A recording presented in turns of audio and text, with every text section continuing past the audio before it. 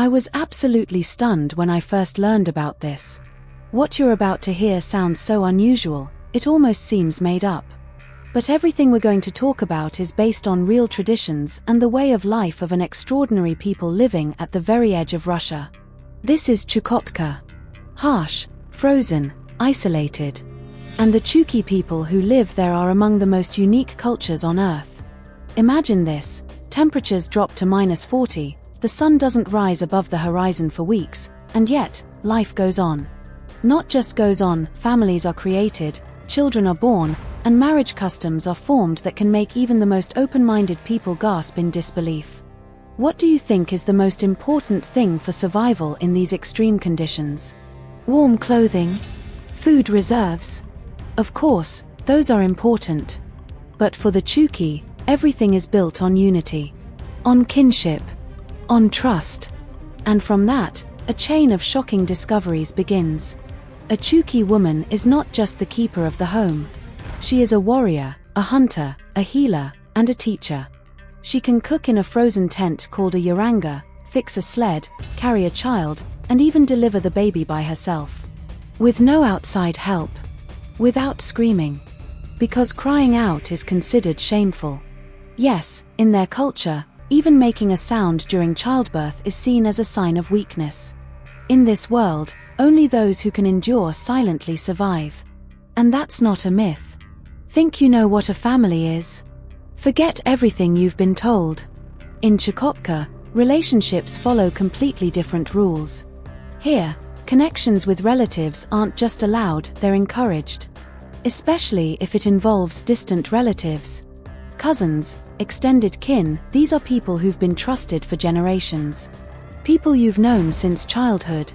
People who will never betray you. And that's not the most surprising part. Since ancient times, there has been a practice that can leave outsiders speechless: wife sharing. Yes, you heard that right. A man could visit his friend's home, and if there was mutual respect between them, he might stay for the night. Not alone. The next morning, he'd leave as if nothing happened. Then the host would do the same, visit the other man's wife. Fair and by the rules. Why? Is this infidelity? Immorality? No. This is survival. This is respect. This is tradition. In the severe climate of the north, such customs were a form of gratitude and a way to strengthen social ties. Everyone knew, if you're in trouble, your neighbor will help. If you're cold, someone will warm you. And if you arrive from a long journey, you'll be offered the most valuable thing they have. Now we come to the most unexpected part: solitude with travelers. What at first sounds like a fantasy turns out to be a reality, confirmed over decades by scientists, anthropologists, and first-hand witnesses. A guest arriving in a Chukchi settlement wasn't just given food and shelter, he was honored. He was offered more than a meal or a place to sleep, he was offered the company of a woman. How is that possible, you ask? Simple. There was no shame in this gesture. It was a way to show gratitude and, at the same time, improve the genetic diversity of the people. For many years, the Chukchi lived in isolation. Their children were born from the same family lines, with repeated faces, traits, and temperaments. But when outsiders began to arrive, Russians, Europeans, even Americans, there was finally a chance to introduce new blood. And the women understood this. They didn't hide. On the contrary, they took the first step. If you've made it this far, it means you're just as amazed as I was when I first learned these facts. And this is only the beginning. Make sure to subscribe to the channel so you don't miss what's coming next. Trust me, there are even more unbelievable stories ahead that will completely change the way you see culture and marriage. Now let's go even deeper. Because what you're about to learn will shock even the most prepared viewers. When we talk about Chukotka, we're not just talking about a culture of survival. We're talking about an entirely different perception of morality, relationships, and human nature itself. What is considered unacceptable elsewhere may be completely normal here. And yet, no one feels unhappy. On the contrary, people live in harmony, because they're not afraid to go against what society dictates. Did you know that Chukchi girls can become mothers even before reaching full maturity? Yes, such cases have actually been documented. Of course, it's not a widespread phenomenon, but in traditional culture, it didn't provoke the same condemnation as it would elsewhere. On the contrary, if feelings arose between a man and a young girl, no one rushed to break off the relationship if everything happened by mutual consent. However, in such cases, pregnancy was seen as a disgrace not for the man, but for the girl herself. Such a girl might be given a nickname like cowmother. It sounds harsh, almost like a stigma. Society seemed to say, you rushed, you didn't wait, you weren't strong enough, and now you must face the consequences. But the man couldn't simply walk away, he was obligated to marry her. Regardless of age, status, or future plans. The law was clear: if you became a father, you took responsibility. And these rules were followed for centuries. There was no room for dishonor. Only duty and tradition. But now pay close attention, here comes another twist, rarely talked about. In Chukotka, a woman doesn't necessarily belong to just one man. Sometimes, she is a shared partner between several. Yes, we're talking about both polygamy and polyandry. And this is not fiction. It's a method of strengthening the clan. The more family and marital connections between the inhabitants of the camp, the higher the chances of survival. If one husband goes hunting, the other stays in the camp. If one falls ill, the other helps with childbirth. It's true teamwork. Not romance like in the movies, but a union where everyone knows their role. Now imagine yourself inside a yaranga, an icy dwelling, surrounded by snow, where it's -50 outside. You're tired, frozen, and drained. Then an elder approaches you. He invites you in, offers food and warmth. And then, his wife lies down beside you. Without words. Without demands. For one purpose only: to make your arrival in this land as warm as possible. This is not romance. This is survival. It's an ancient tradition where there is no jealousy. There is only respect. And understanding: if you show kindness, it will be returned. Many researchers who returned from Chukotka hesitated to share what they had experienced. Because they knew no one would believe them. It's just too different from conventional morality.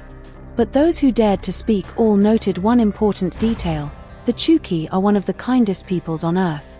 And that's exactly why their traditions are so shocking. In a world full of aggression and betrayal, they managed to build a society where trust comes first. If you've made it this far, you are an incredible viewer. Hit the like button, subscribe to the channel, and write in the comments, "I watched to the end, so I know you're with me." And coming up next, even more incredible stories. Because we've only just begun to uncover the secrets of the far north. And now, attention. There is one aspect of Chukchi life that almost no one talks about. Not because it's fiction, but because it differs so much from familiar norms that many are simply afraid to learn about it. Imagine a society where the main currency is not gold, not money, and not even food. The greatest value is a person. And the more connections you have with others, the higher your significance in the community. That's why for the Chukchi, marriage isn't just about love. It's a strategy. A survival system. And there is no room for selfishness here. One man can be the husband of 2 or even 3 women, and no one will judge him. Because these women don't compete, they cooperate. They share responsibilities, care for each other, and protect the family. And it works. But it gets even more interesting. Within one camp, all men can consider all the women as relatives. And children born from travelers, explorers, or outsiders are not outsiders themselves.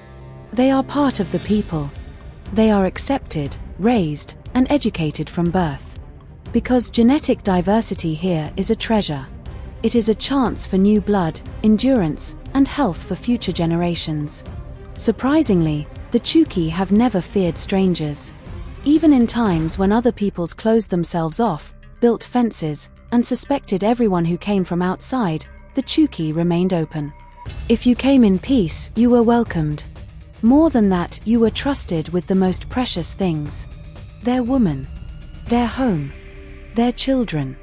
This is not savagery, it is the highest form of trust. Some early 20th century expeditions returning from Chukotka recorded cases when researchers stayed among the Chukchi for years. They were accepted like family. Women voluntarily entered relationships with them and later bore children. These children were not considered half-breeds or strangers, they became part of the clan, received names, and went through all initiation rites. In this way, the Chukchi instinctively understood how to adapt to a changing world. An interesting fact: Chukchi women wear clothing that emphasizes their hips and pelvis. This is not just a cultural trait. It is a signal: the woman is healthy, capable of bearing a child and continuing the lineage. Because survival here begins not with hunting, but with birth. The stronger the woman, the stronger the family. And yes, wide hips are not about aesthetics, but a guarantee that the child will be born without complications. Without doctors. Without medicines. Only the power of nature and the will to live. Now, the question that many wonder about: does all this still exist today? Surprisingly, yes. Despite modern laws, technology, and the internet, in the depths of Chukotka there are still people who follow ancient traditions. Where there are no roads. Where you can only get there by snowmobile or helicopter. Where -40 degrees is normal. Where a Yaranga tent is not a tourist attraction but a real home. Even now, in the 21st century, a traveler may be approached quietly and offered, "You are tired. You are our guest. Here is warmth. Here is food. And here, my wife. Let her give you a night of rest." Not for whim. Not for pleasure. But because that is how it is done. Because the guest deserves the best. And you know what is striking?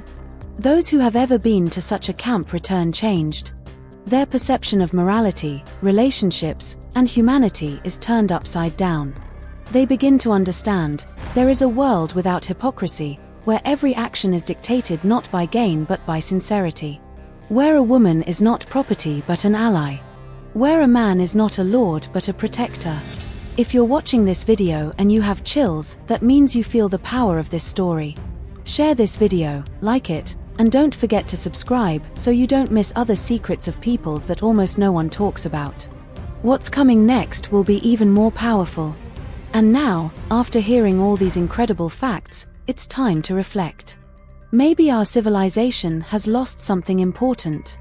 In the pursuit of technology, comfort, and artificial norms, we have forgotten that somewhere, at the very edge of the world, live people who don't just survive, they live by their own laws. Laws where the main values are not money, but trust. Not control, but respect. Not fear, but openness. Yes, their marriage traditions may shock you. Yes, they may seem strange, wild, and incomprehensible. But think about it, in conditions where death can come with a cold wind or a snowstorm, it's these customs that have helped the Chukchi people survive. Strong, resilient, proud. They were never broken by empires, revolutions, or civilization. Because they always had the most important thing: unity. You can judge, argue, or reject it, but one thing is undeniable: the Chukchi live the way they believe is right. And there is something truly inspiring in that. Their stories are not just about marriages or nighttime retreats. They are stories about people who have not lost their connection to nature, to themselves, and to each other. You watched until the very end, and that already says a lot about you. You seek the truth, you're not afraid to learn uncomfortable facts, you're open to the world. So I sincerely thank you. Be sure to subscribe to the channel if you're not with us yet. There will be even more candid stories, hidden traditions, and unusual cultures ahead. Like this video if you found it interesting, and write in the comments, which fact about the Chukchi life surprised you the most? And remember, behind the facade of familiar reality, other worlds are always hidden. You only need to want to, and you will discover them for yourself. See you in the next video.